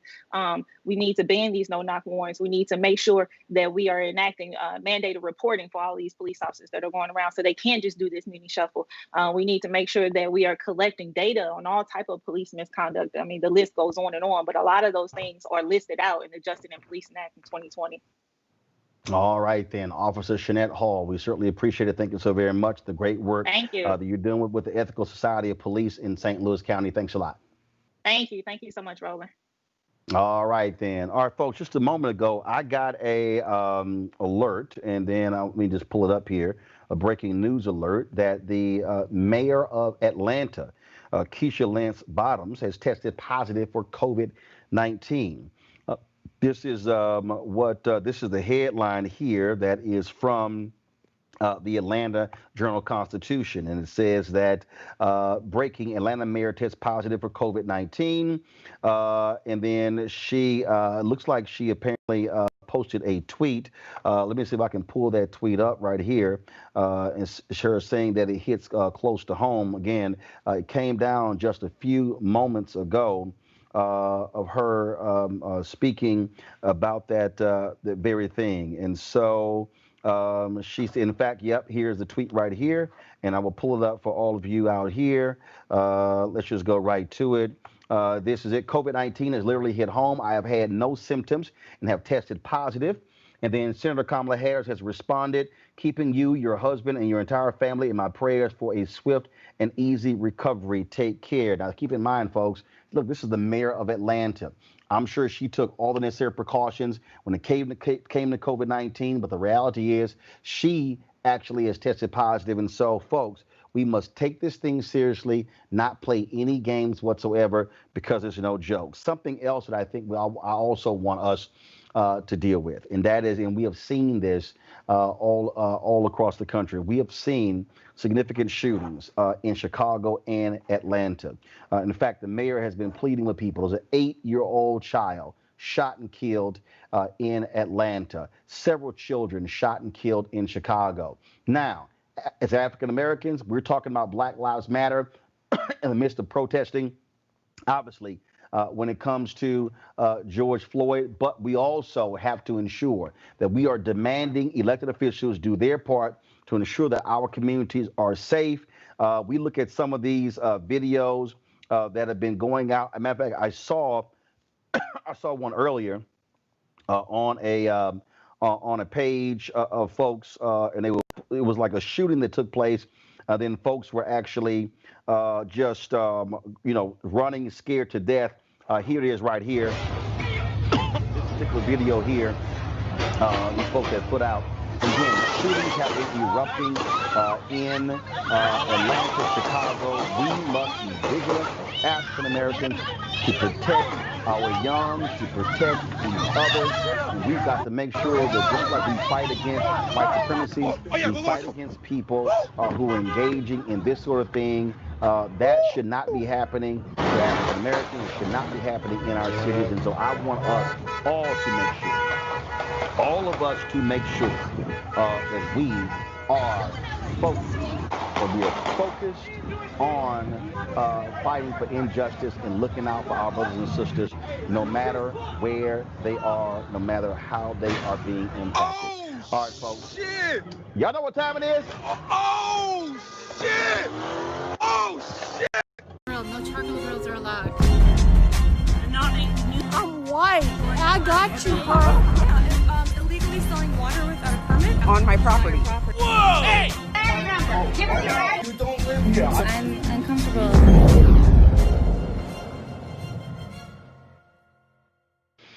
Imagine you go to Jimmy John's, looking to get you something to eat, and then you realize these white kids working at Jimmy John's, they decide they want to make a noose out of dough.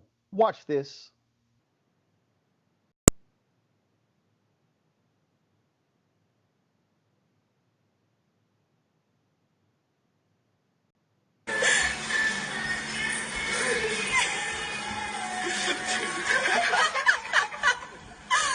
Jimmy Gallows, sir. You have disrespected our Lord Nick. Now you're set to die. Yeah, they literally laughing and joking, taking pictures, making a noose out of dough. That took place, folks, over the 4th of July weekend. The folks at Jimmy John's, I believe they have responded. Give me 1 second. I'm going to pull that up. But look, y'all need to understand what's going on here, how ridiculous these people are. This is how they have responded. The actions seen in the video are absolutely unacceptable and do not represent the Jimmy John's brand or the local franchise ownership team. As soon as we were alerted to the video, we notified our franchisee, who quickly investigated and terminated all employees involved. The franchisee is also meeting with their team to conduct training to help prevent anything like this from ever happening again. Well, good. Now, our other crazy-ass white person. Can a brother simply walk his dog without being accosted by a white woman? Check out this Karen. Name? You're not having a conversation with you there. You're interrogating me then. That's not what I asked you. I asked you your name. Margie, nice to meet you. Why are you asking me about the picture? Yeah. Why did you ask me if you know? Why? Margie, have a nice day. Get out of here. Let him walk. How are you following me and telling me to get out of here? We're not going to talk. You're going to go do your thing, and I'm going to do mine. No. That's the way it works. Have a nice day. You don't do that. Do you guys see this? I do. I sure do see it. Oh, you're having a problem with this? Yeah, just let this guy walk down the street. He's not bothering you. Come here. I don't want to come here. This is the America we're talking about, Margie. Have a nice day. That's recorded and all of a sudden she's upset. Yeah, it's kind of like you're doing something you don't want to be recorded.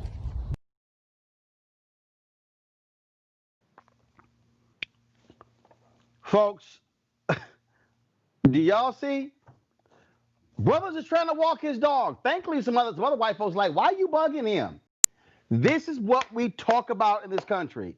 Black folks can't even mind their own business walking a damn dog in the neighborhood.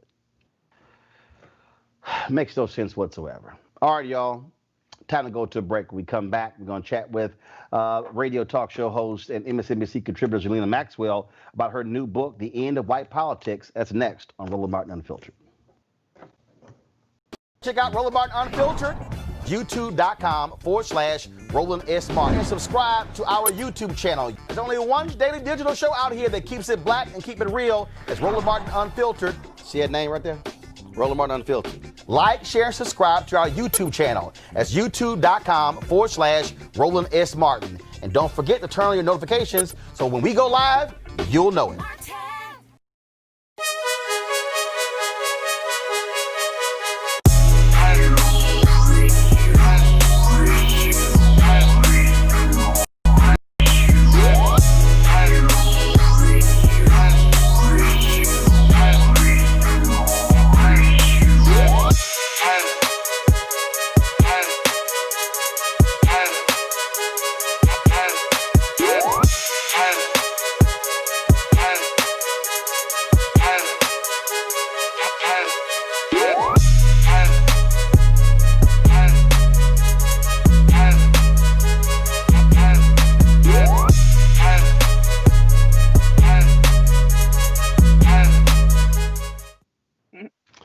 All right, the folks at Ceek.com, folks, with a partnership with them, they have these great, unbelievable headphones. Mary Spiel, a sister, she's the inventor of these 360-degree 4D headphones. Man, whether you want to listen to music, whether you want to watch movies, whether you want to use them for gaming, or even take phone calls, they're absolutely fantastic. They also have their virtual reality headset, where you can actually just place your phone right into here. If you go to their site, or go to their app, Ceek.com, or even if you go to YouTube, look at 360-degree videos. It's pretty cool. And so all you gotta do is go to Ceek.com, CEEK.com. Use the promo code RMVIP2020, RMVIP2020. That's all you got to do to get a discount off of these items here. All right, folks, let's talk about this here. Earlier, I showed you Kayleigh McEnany and her insane defense of Donald Trump's Confederate tweets trying to slam Bubba Wallace. Then we had, of course, his just beyond stupid speech over the weekend at Mount Rushmore, and that travesty of an event happening in D.C. It's real clear who Donald Trump appealing to. We knew it the moment he came down that escalator when he ran for president in 2015, and all the other media people not paying attention, black people, we knew what was going on. That's why I use the hashtag we tried to tell you. Well, he's really dealing with white politics, and everybody, of course, is so focused on what white people think because, frankly, they've been the majority in this country and the dominant force, but that is changing. We're 23 years away from America becoming a nation majority of people of color. In her new book, Zerlina Maxwell has this, The End of White Politics, How to Heal Our Liberal Divide. She joins me right now. Zerlina, what's happening? What's up? How are you? Glad to have you on the show. Bottom line is, we talk about how to heal our liberal divide. So are you really dealing with white politics on the liberal side or white politics overall? Well, I think, I'm a Democrat. I've worked for Democratic presidential campaigns. So I think, I was focused on the Democratic side, but that doesn't mean that I ignore Republicans because they are looking at the same data that I was looking at. So when Pew Research is projecting that America will be a minority white nation by 2045, Republicans are hearing that data as well. And since their voters are mostly white, they are trying to suppress the vote of those people of color that are the majorities in many critical states. And they're trying to ensure minority rule planning for that moment when people of color are the majority. So I don't ignore the Republicans, but I focus on Democrats because I think that they're playing a white politics when the base of the Democratic Party is not white. And so it is completely ridiculous that in 2020, heading into this election against Donald Trump again, we did not seem to learn the correct message from the 2016 Electoral College defeat. Oh, and to that particular point, I mean, the thing that gets me is like, look, I totally get it. Like, it amazed me, like the whole talk, hey, Senator Amy Klobuchar should be a great pick because she can really help us in the Midwest. And I'm going, but I thought that's why Biden was supposed to be the guy because he was white and he's supposed to get the people in Scranton and in Wisconsin and Michigan. And I keep making this point that, look, Democrats cannot continue to act like black people are political sharecroppers. We're going to till the land but not benefit financially from tilling the land. Right. Well, here's the thing, Roland. Black people live in Detroit. They also live in Milwaukee and in Philadelphia. And so this idea that we're going to try to get back that white working class male voter in the Midwest is a fantasy. What we need to focus on is turning out the 1 million+ black voters that turned out in 2012. And then for whatever reason, whether it was voter suppression or whatever else, they didn't show up in 2016. Additionally, I think we have to focus on turning out even more than that, because I think that there's really just a lack of concentrated focus and investment in communities to help build out the Democratic Party infrastructure so that we can actually turn out the vote and respond to issues as they come up. We go at the end of the election cycle that weekend before to ask people to GOTV without giving them substantive reasons to vote. Well, part of that, and let's just go ahead and be clear, part of that is because when you talk about these campaigns, you have candidates who get it, but your campaign apparatus, a bunch of white folks. And so let's just be real clear. Look, we can go ahead and say it. In 2016, you were on the Hillary Clinton campaign. Jamil Burley was on the campaign. Here were black people who, before they got on the campaign, I could get on my show without any problem. Y'all get on the campaign, and I can't get y'all on the show. And y'all are sitting there on the inside saying, hey, white people, we're here to do shows like this, and they made it difficult. It was the craziest thing I've ever seen in my life. And y'all sitting there like, I would love to do it, but the white folks over here, they got other ideas.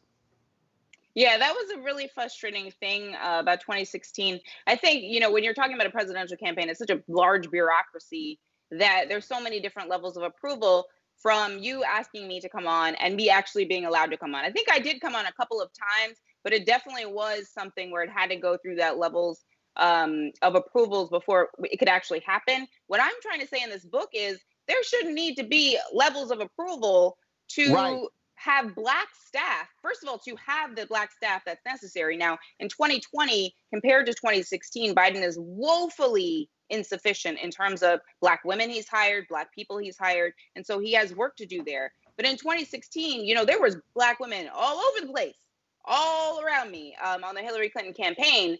And part of the problem was I felt like we were not then publicly facing. And so people had no insight that there were more black women on Hillary's campaign than any campaign in American history. And I think that would have been helpful to at least allow people to have a more open mind towards Hillary's candidacy and her potential plans for their lives. I think that, if they had seen black women on the inside, I think that we are validators. I think that we're the moral compass. We are the moral center of the Democratic Party, and I think the progressive movement and the nation, frankly, to quote Mignon Moore, she's told me that recently. And so I think that we're the ones that you need on the inside and along your side as you're trying to go and be the president. I mean, you can't win without us. But here's the deal. It wasn't just black women. I mean, I remember trying to get Alvin Brown on my Tom Jonas segment, and here was the craziest thing. And again, what this speaks to is, for me, the problem is that when you look at who's running, who's in control of the money, who's in control of the apparatus. And the bottom line, as you start going up, it gets wider and wider and wider, and male, male, male. We were at the Congressional Black Caucus. This is September 2016.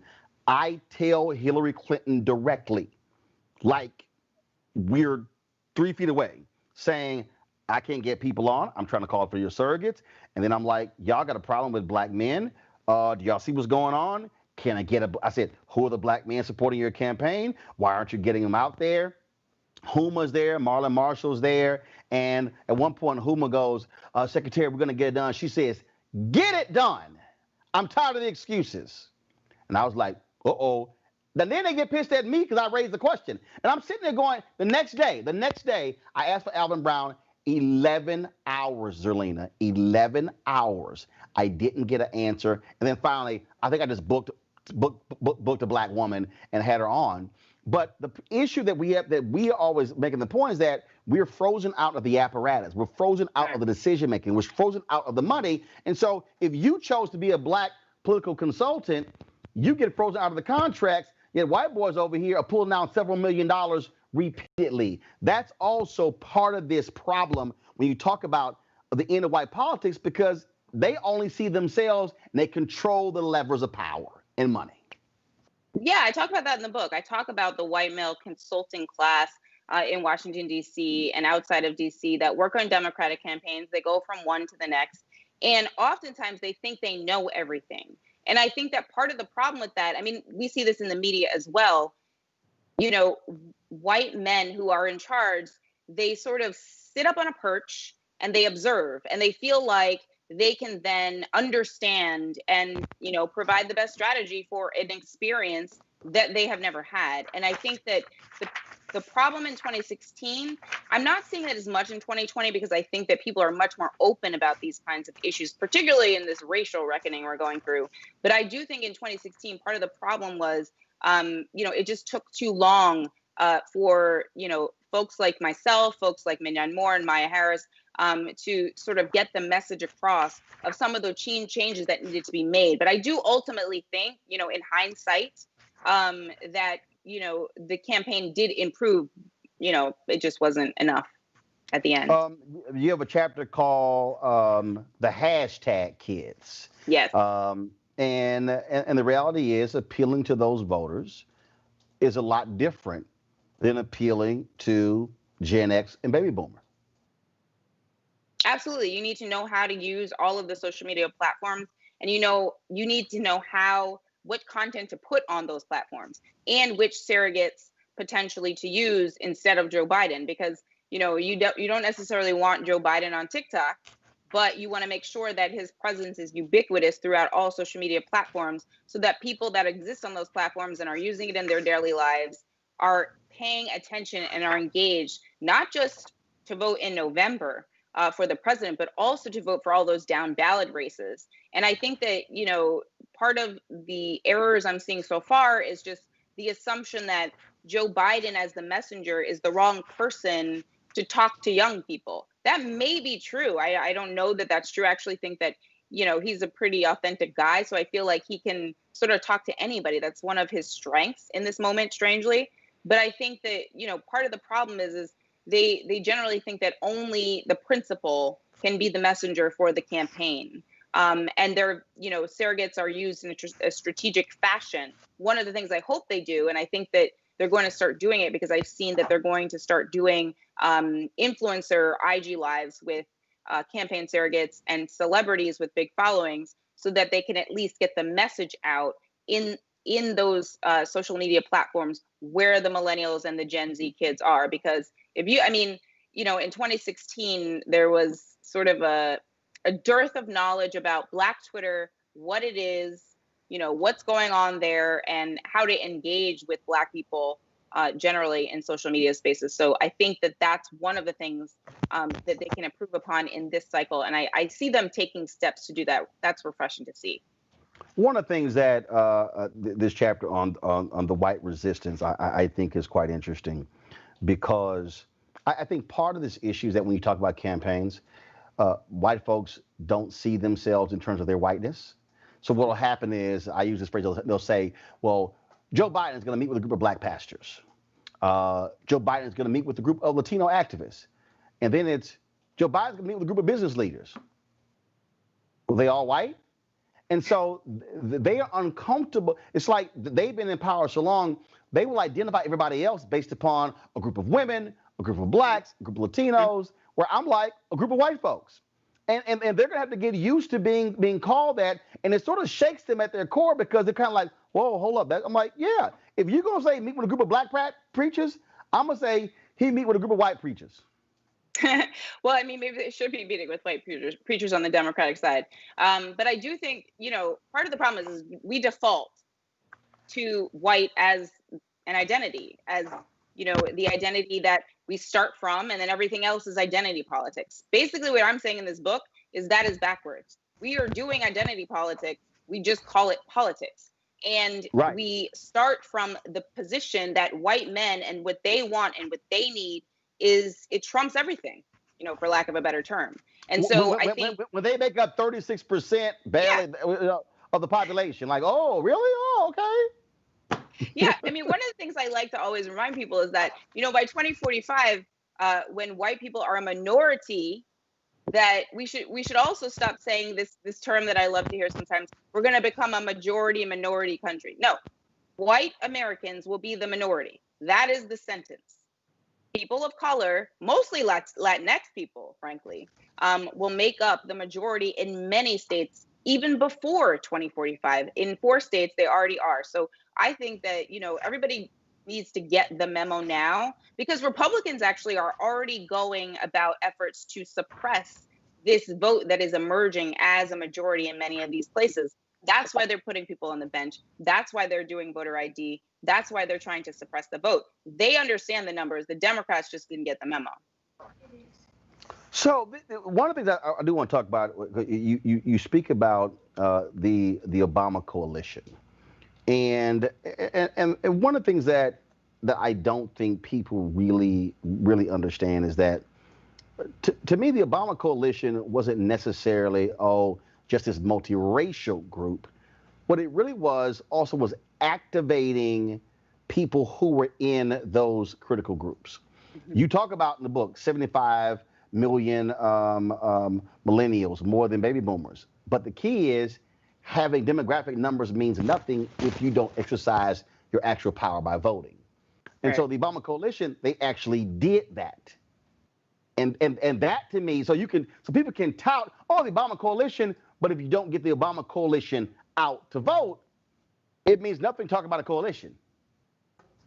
Oh yeah, that's absolutely right. I think what I'm saying is that you sort of want to rebuild the same coalition, multiracial coalition of voters, but you actually have to try to get those different voters, right? And your point about the young people and how Obama, particularly in Iowa in 2007, was able to turn out young voters in Iowa, college students, sporadic voters that don't vote in every single election.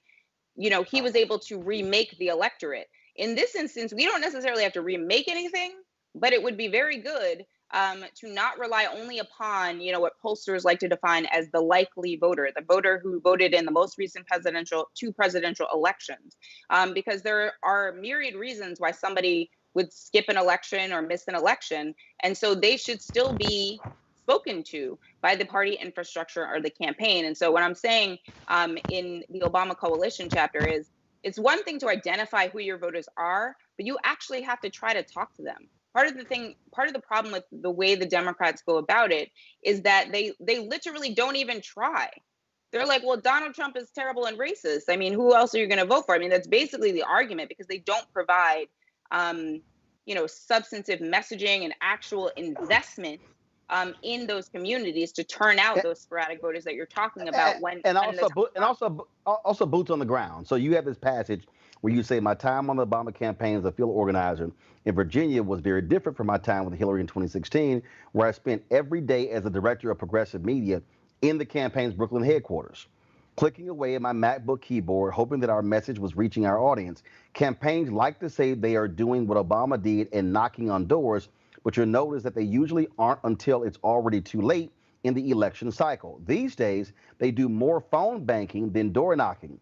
The point of door knocking isn't just to engage voters the last weekend before the election in order to remind them to vote and make sure they know where to go, but to ask them first and foremost, what is it that they need? That's pretty much what Ella Baker always said. You go to the show Sharecroppers and say, what do you care about? And now I then have to speak to you on how my candidate speaks to those issues.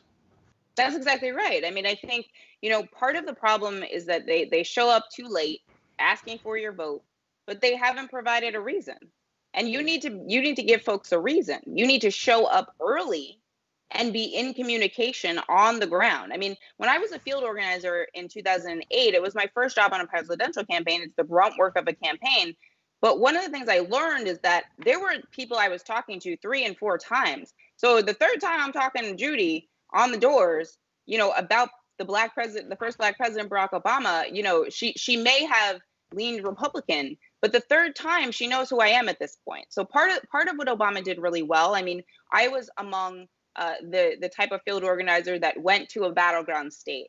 But one of the things he did really, really well, he incorporated what they called the neighbor to neighbor program, which I cite in the book, which is basically people signing up and creating their own precinct teams. Now, this is not, a novel idea that no one has ever come up with before, and Democrats everywhere do this, but I think that they actually need to be serious about it. And instead, what they often do is, they'll do all of the GOTV motions.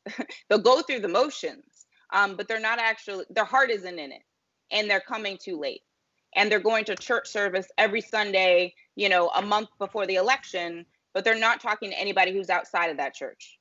And so they need to look at the Black community and Brown community as the fulsome and diverse communities they are, and go and speak to them in those actual communities, and stop just going, where you traditionally would assume people are, like a church service.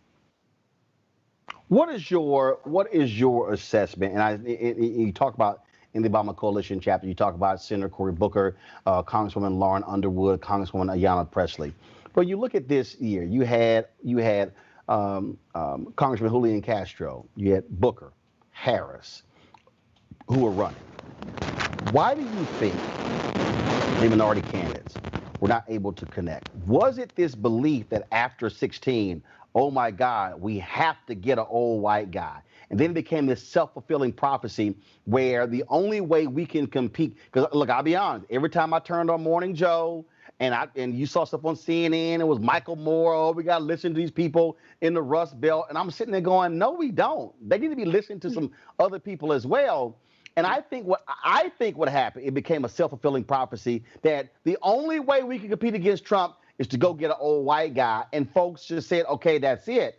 What do you think happened? Why the Black and Latino candidates could not connect with those voters in those early states? I think, it's a couple different reasons because, as you know, we have a media filter. So everything that we're learning and understanding about these candidates is through that filter. And that filter is just like the campaign problem where you have mostly white men in charge. And so, you're only getting a narrow perspective.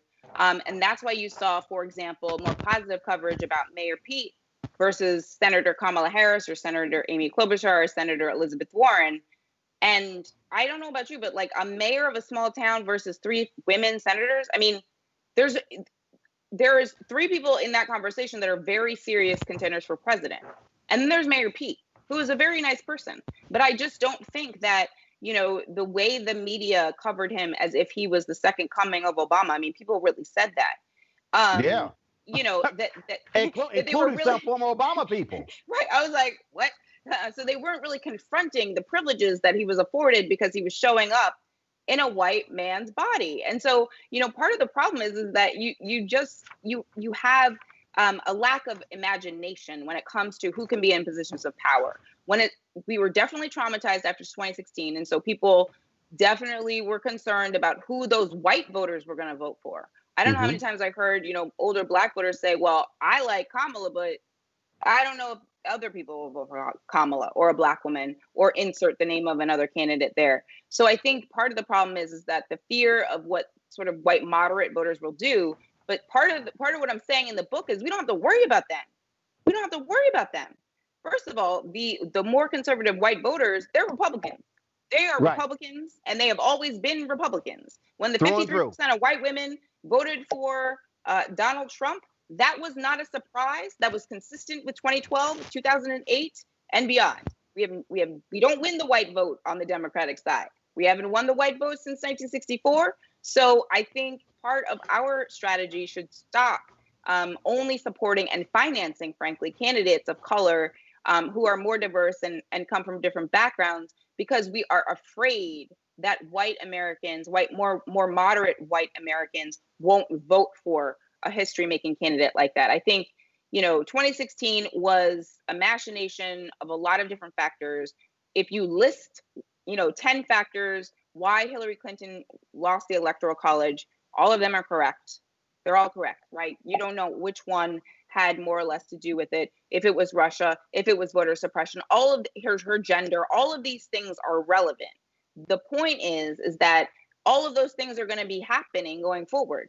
So what are we going to do about the fact that bias exists, sexism exists, racism exists, voter suppression exists? And so now we have to work within the world that we actually live in, but the numbers are actually on our side. So let's actually act like Republicans and get to work with the numbers that are on our side and use them to our advantage instead of just allowing them to suppress those votes that are, could and potentially help Democrats make Congress different, make the Senate different, and make the White House different. Well, but also, I think that's also a part of which, when you say the end of white politics, we got to go ahead and say it. We got to have the end of white media.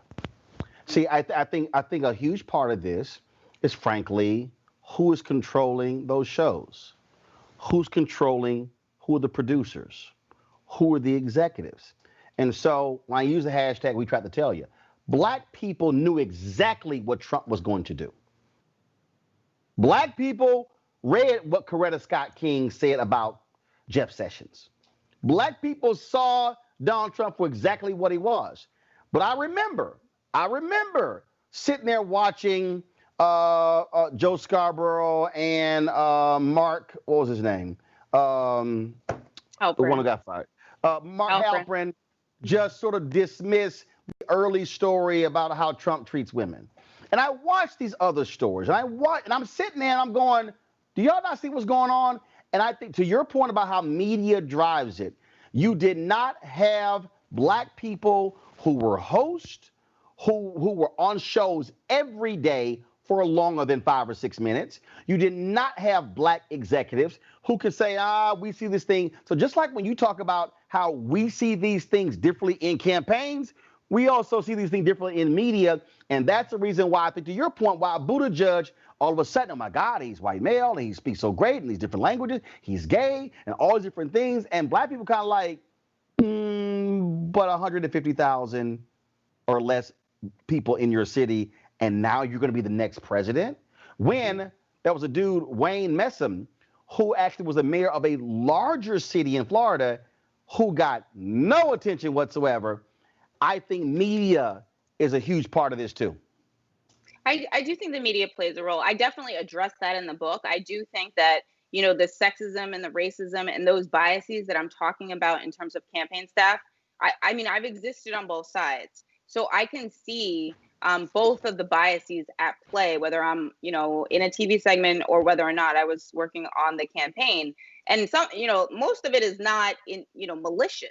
It's literally blind spots that people have because they only have one lived experience.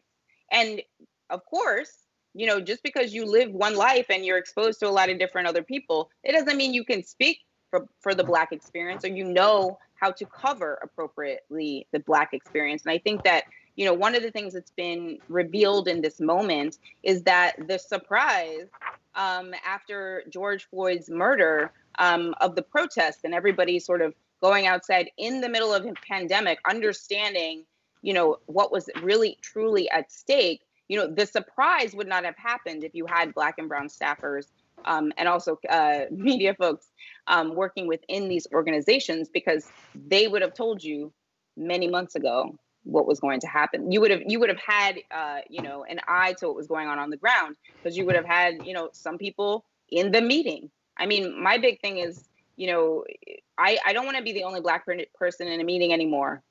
It is 2020. Right. We're moving towards a minority white nation. You want to be like Beyonce when she went to the meeting with Reebok. It's kind of like, no, yeah. I'm out. Nobody look like me. I'm out. That means how could they actually understand you as a Black person if there is no one present who is Black? I mean, I just think that all white spaces, I don't understand them, because I just feel like every space that I've ever been in that was like fulsome and actually vibrant, it was diverse. It was inclusive. It had people from all around. And if you have just one kind of person, flavor. Yeah, it's like flavor. I just don't understand why people are still having all white anything. I think that if you find yourself in an all white meeting or all white space, you need to ask why. You need to raise your hand in that meeting and be like, why is this meeting all white? Because that is a problem within whatever organization you're working in. All right, then. Hey, final question. I know they haven't announced it. All this talk. Joanne Reed's supposed to get a 7 p.m. show, whatever the heck. Might be opening on the weekend. You want it? You want to be a television show host? I will do anything when they present me an opportunity. I don't have a plan. I mean, I think the book was a part of a plan. But if they ask me to host, yes, I'll host. Of course, and I'll be amazing. Well, make sure you get top shelf money too. That's yes. Also key. That's also key. They want us to host, but they don't want us to host for top shelf money. I'm just saying. All right, y'all, the book. Absolutely. Y'all, the book is called The End of White Politics: How to Heal Our Liberal Divide. Zerlina Maxwell. Zerlina, we certainly appreciate it. Thanks a lot. Thank you. All right, folks, that's it for us. Oh, hold up. I got to read this here. So we have our people who join our Bring the Funk fan club. I want to thank all of y'all who support, man. Y'all have been phenomenal. We've got more than 9,000 folks who join our Bring the Funk fan club. Our goal by the end of the year to have 20,000 people giving at least $50 a year which is $4.19 a month, 13 cents a day to support what we do. To have these kinds of conversations, to have Zerlina on for 30 minutes, to have the full breakdown of what's happening with Ebony, to have the sister who was from the Police Association in St. Louis, to have the black doctor discussing coronavirus. You are not going to see these many black guests on mainstream media, hell, probably in a week, but certainly not in on a 2-hour show. So let me give a shout out to Andrea Baker Nash, Andrea Jackson, Andrina Spears, Anthony Marriott, Antonio, Beverly Kennedy. We got Brandon, Brian Johnson, Bridget Washington, Bryant Jones, Camille John, Carol Harvey, Carolyn Mickle, Cassandra Williams, Chris Ifems, Damon Swift, Dana Johnson, Deborah Montgomery, Derek Bernard, Diane Bibb, Diva Empowered Magazine, Ebony Gully, Empress Sally, Francis, Jackie Morris, Jacqueline Conley, Jacqueline Grant, Jennifer Wright, Johnny Whitey, Joseph Jackson, Joseph Mayfield, Joshua Thomas, Kenneth Barnhart, Kenneth Sharif, Kenneth Shaw, Kevin Freeman, Kim Dean, Lawrence Tucker, Lisa Hunter, Lolita Brown, Lynn Brewer, Lynn Hollingsworth, Marvin Hearn, Mavis Knight, Michael Smith, Mikhail Oliver, Merlene Dawsous, Mitchell Brown, Maya Fairless, Nicole, Namika Grant, Oslo Inc., Pamela Williams, Quintella Carter, Robin Basham, Rosanna Johnson, Shane Hawkins, Sharon McKeithen, Stanley White, Susie Tomlin, Sylvia Copeland. Sorry, looks like my back went out on me. Sylvia Copeland, let's see, Terrence Lorick, Terry Ziegler, Thomas Atkins, Todd McManus, Tony Hall, Travis Everett, Troy Boyd, Tyrone Smith, Ursula Hamilton, Vanessa Howard, Yolanda Lampkin. If you want to support us, pull a graphic up, please. Go to Cash App, $RM Unfiltered, PayPal.me/RM Unfiltered. You got Venmo.com/RM Unfiltered. Don't forget, you can also send a cashier's check Venmo is Venmo.com/RM Unfiltered. And yes, you can go to send a money order cashier's check to New Vision Media, NU Vision Media, Inc., 1625 K Street, Suite 400, Washington, D.C., 2006. 20006. Again, folks, we would love to get 1,000 of you this month. Trust me, our goal is to get 20,000. That way we're totally funded. Okay, so I'll explain tomorrow. I'm back in the studio. I'm at home today. We're using the Ecamm Live software. It's one of the reasons why we had the panel, because it's not really conducive for our panel conversation. But I'm back to the studio tomorrow. Your resources that made it possible as we put a new lighting system in. We completely rewired our control room. We got all that sort of stuff. That's why, we have all kind of new things we're adding to our control room, adding new features as well to give you the best show that we can give you every single day. Nobody's doing what we're doing, a daily digital show targeting African Americans. Y'all were so phenomenal, folks, in the month of June. 25 million views in the month of June. We did 23 million in the month of May, and so we hope to exceed that. Y'all have been killing it with the numbers. People who watched the Mark Cuban interview, the Terry Crews interview, the conversation with Cornel West on Friday. And so our goal is to give you more great content. Folks, tomorrow on the show, Renee Goldsberry, the star of Hamilton, is going to be on the show tomorrow. Look forward to it. Y'all have a great one. I got to go. Also, Black Education Matters. And so this is the former organization, Black Alliance for Educational Options. The founder of BAIL, Dr. Howard Fuller, is also going to be joining us this week. Y'all, we got a jam-packed week for you. It's time to go. I'll see y'all tomorrow.